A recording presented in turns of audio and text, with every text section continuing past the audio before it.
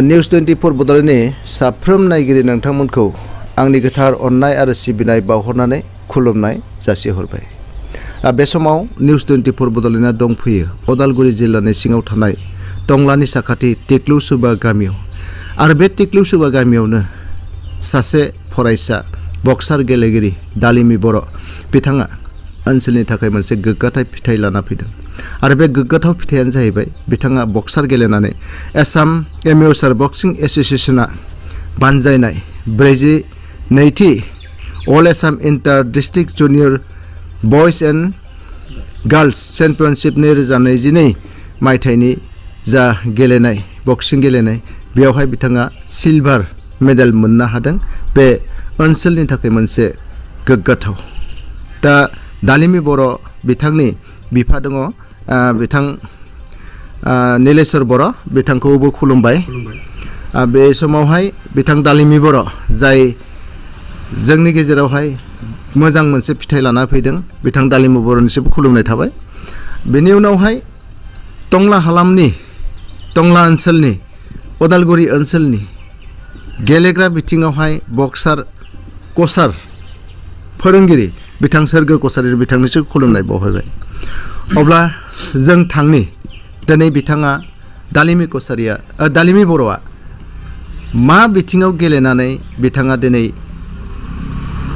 Silver medal मोननो हाखो बेनि बागै आं बिथांनि खाथियाव सोंनो थाखाय आखायाव लादों। गिबियावनो आं दालिमि बर'निसिम आंनि साबायखर बावहरबाय। नोंथाङा जिहेतु बे समावहाय मोनसे गेलेनानै मोनसे मोजां फिथाइ लानानै फैदों आरो टंला ओनसोलाव बेबायदि गेलेनाय बिथिङावहाय बेबायदि फिथाइ लाबोनो हायाखैमोन। हयथ' नोंथाङानो सिलभारब्लाबो नोंथाङा गिबि खेब।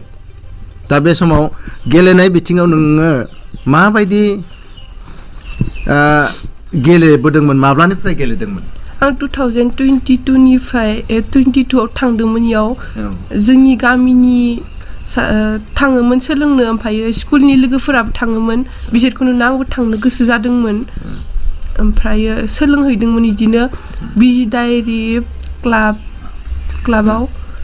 ओमफ्राय सोलोङै दा फार्स्ट टाइम गेलेनो थांदोंमोन। ओमफ्रायो सिलभार मेडेल देरहानो हादोंमोन। दा बे फार्स्ट टाइमावनो नोंथाङा सिलभार मेडेलखौ मोननो हादों नङा होमबा? बेनो गिबि खेबमोन गेलेनाय? गिबि खेब बेनो। दा बे गेलेनायनि गेजेरजों माबायदि मोनदों नों गावखौ? बे गेलेनायनि गेजेरजों गावखौ मोजां नांदों आरो इयुनाव मोजां खालामबावनो नाजागोन। बेनि गेजेरजों नों फरायनायखौ मासिम फरायनानै दङ दायो? आङो दा क्लास 10आव फरायबाय थादों। एबार SLC एग्जाम होगोन। ओमफ्राय गेलेनायनि गेजेरजों फरायनायनि बिथिङावबोथ' नोंथाङा दावगालांनांगोन नङा होमबा? दा फरायनायखौबो माबायदि लांफागोन नोङो? फरायनायजों लोगोसे गेलेनायखौबो लांगोन। दा बे समाव नोंखौ गेलेनो होनायाव नोंखौ थुलुंगा होनाय गुबै सुबुङा सोर?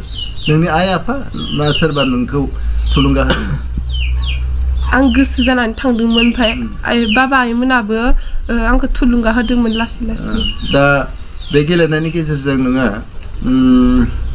उननि समफोरखौ हालामनि मानसिफोरखौ मा होनना बुंहरनो नागिरदों? गेलेनायनि बिथिङाव मा जानो हायो?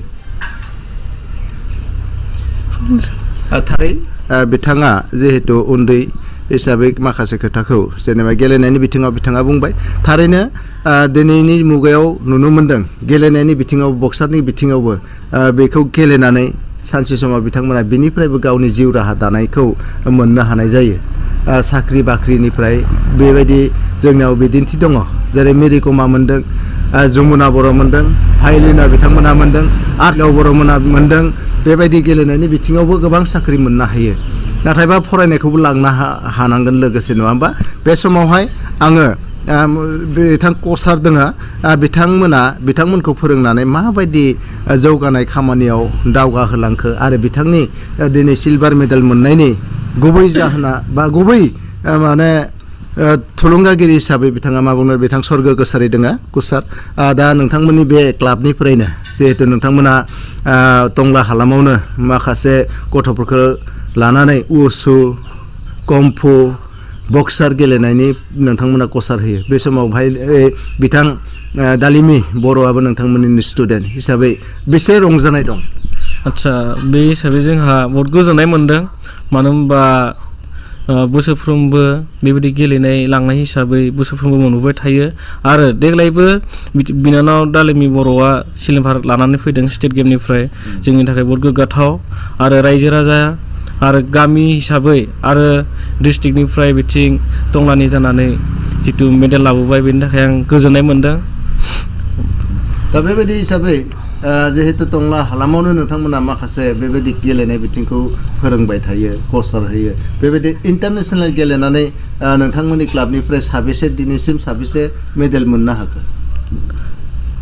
दिनैसिम आरो बेखौथ' नैबे गिबि खेब आरो नङा गिबि खेब हिसाबै दा बिथांमोना बे मेडेलखौ मोननो हादों दालिमि बर'आ दा बे समावहाय उननि सामफोरखौ नोंथाङा मा बुंगोन उननि सामफोराव दा बेखौनो आं बुंनो सानो दा जेरैबायदि जौगाफुनाय गथ'फोरा गेलेनानै मेडेल लाबोगासिनो थिग बिदिनो उनफोरावबो जाहाथे मोजां गेलेनानै मोजां मोनसे गावनि मुंजों लोगोसे रायजो राजाखौ नाम लाखिनो हायो आरो नेसनेल इन्टारनेसनेलाव थांनानै जाहाथे गावनि थांना थानायनि जिउ राहाखौ दैदेनलांनो हायो मोजां बिथिंनि गेजेरजों बे गेलेनायनि गेजेरजोंबो गोबां बिथिङाव दावगादों गोबां बिथिङाव साख्रि लानानै गावनि जिउखौ खुंनो हादों नङा होमबा बे बेलायाव नोंथाङा मा होनना बुंगोन दा गेलेगिरि बिथांमोनखौ आं बेखौनो खावलायो फरायनायनि गेजेरजों गेलेनायखौ लोगोआव लांफानांगौ अब्लासो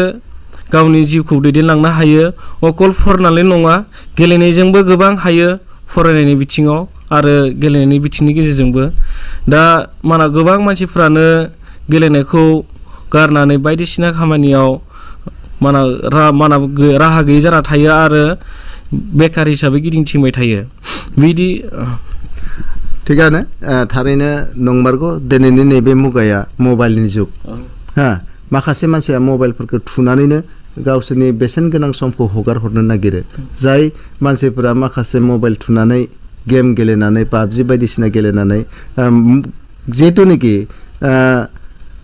दावगानाय गावखौ दावगानाय समाव माखासे टाइमखौ ओरैनो हगार हरो बे समाव बिथांमोननि बागै माबाफोर बुंनो गोनां दं नामा बिथांमोननि बागैथ' एसे बुंनो लागा दङ मानो होनबा जायफोर सुबुंफोरा बेलासे समावहाय गिदिंलाबायनानै सोरबा पाबजि गावलाबायो बायदिसिना गेम अनलाइनाव बिजि जानानै थायो बेफोरखौ गारनानै जुदि बेलासे समावहाय बयबो गथ' गथाय बा सेंग्राफोरा जुदि गेलेनाय फारसे जुदि नोजोर होनानै गासिबो जुदि प्रेक्टिस खालामो अब्लाना गावनि जिउ दैदेननाय लामायाव माबा मोनसेबाबो थांखिसिम सहैनो हायो जायनि थाखाय दिनै गोबां गथ'फोरा बेखार जालांनो हमदों लोंनाय जानायजों बायदिसिना बिथिङाव नाख्रेबजानानै दं बेखायनो आं सानो जायखिजाया गेलेनायजों सोमोन्दो थानानै गावखौनो मोजां मोनसे लामाजों दावगालांनो हायो लोगोसे जानाय लोंनायनिफ्राय गोजान जानो हायो दा बे समाव दालिमि बिथांखौ आं सोंनो नागिरबावदों दिनै जेनेबा गोबां मानसियानो गावनि बेसेन गोसा समखौ ओरैनो हगारलाङो बायदिसिना मबाइलाव मुखुब जानानै बेबायदि गेलेनाय बिथिङावहाय फ्राय मानसिफोरनि गोसोआव गैयानो होनना बुंजायो खोब खम समासो बेबायदि गेलेयो बे समावहाय बेनि सायावहाय नों मा बुंनो नागिरदों दा ओरैनो थानाङा बिसोरबो माने माबा मोनसे खामानि मावनांगौ ओमफ्राय गेलेनायफोराव माने मोसानायफोराव बिदिनो आर्ट्स इफोरखौ लानांगौ आरोना बहुत दङ गेलेनाय मोसानाय इफोराव हाबना थानांगौ ओरैनो थानाङा थारैनो बिथांनि जितु सुबुरुन बे सुबुरुनखौ जुदि बयबो फालिनानै गावनि दावगालांनाय जितु बेसेन गोसा सम बै दावगालांनाय बेसेन गोसा बैसोरनि समखौ जाहाथे हगारा बिथाङा बेखौ बुंनो नागिरदों दा बिथांनि बिफा दं बिफानि खाथियावहाय आं थांनानै सोंनो नागिरदों दा बिथांनि बिफाया बिथांनि गेलेनाय बिथिङाव बेसेबां दावगाहोनो हादों बिथांखौ आरो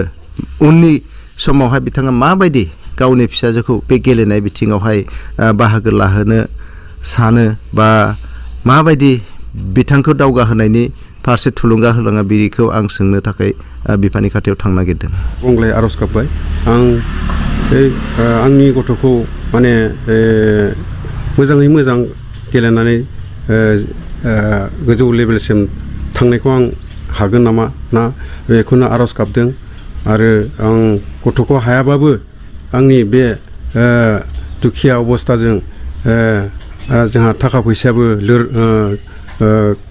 एसेबां माबा गैया जि एसेबाबो गरनै गरसेबाबो आं गथ'खौ बिदिनो माने खेलायाव थाखा फैसानि अभाबबाबो थिनहरदों आरो इयुनावबो बे गथ'आ गावनि मोजां थासारियाव गेलेनानै मोजां फिथाइ लाबोगोन होननानै आं आसा खालामदों आरो आं थुलुंगा होबाय थागोन जेसेबां हायो एसेबां बे आंनि सासेल' गथ' बेखौ माने आनान गसाइनिसिमबो आर'ज गाबनानै आं नैबे इउटुबारसिम आर'ज गाबनाय थाबाय।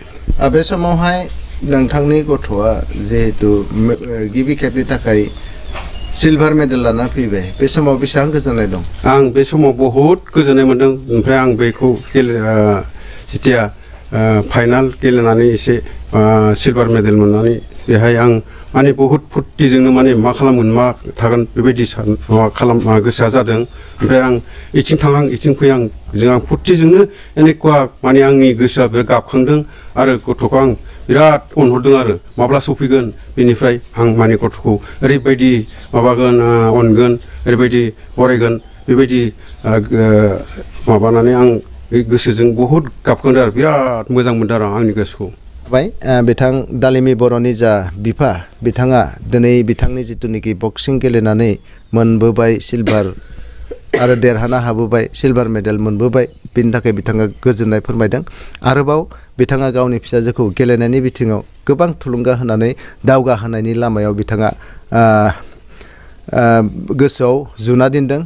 थारैनो आनान गसायाबो दालिमि बर'नि जा गेलेनाय बिथिं फरायनाय बिथिं बेयो अराय सम जाफुंनायाव आनान गसाया मदद हरथों। अरायबो बिथांनि दावगालांनायखौ मोजां लामा दिन्थिगोन बेखौ जों निउस 24 बड'लेण्डनिफ्रायबो आसा थाबाय मिजिं थाबाय आरो जोंनिफ्रायबो बोर सारस्रिनाय थाबाय बिथांनि दावगालांनायनि लामायाव आगान सुरनायखौ आरो दावगालांनायखौ। दालिमि बर'नि जा सिलभार मेडेल मोननानै बक्सिंआव देरहाबोदों बिनि सायाव फंनैसो बिथांनि सायाव जों मोगा-मोगि लाबाय आरो बे समाव फिन बड'लेण्ड निउस 24 बड'लेण्ड नायगिरि नोंथांमोननिसिम आंनि रोजा रोजा साबायखर थाबाय निउस 24 बड'लेण्ड चेनेलखौ नायनायनि थाखाय। लोगोसे दिनैनि नैबे मोगा-मोगि आयदायावहाय बाहागो लानाय सोरगो कसारि कसार दालिमि बर' बिथां सिलभार मेडेल मोननाय आरो बिथांनि बिफा नीलेश्वर बर' बिथांमोननिसिम आंनि नैबे मोगा-मोगियाव बाहागो लानानै गावसोरनि समखौ बाहायनानै आंखौ मदद होनायनि थाखाय बिथांमोननिसिम आंनि रोजा रोजा साबायखर थाबाय।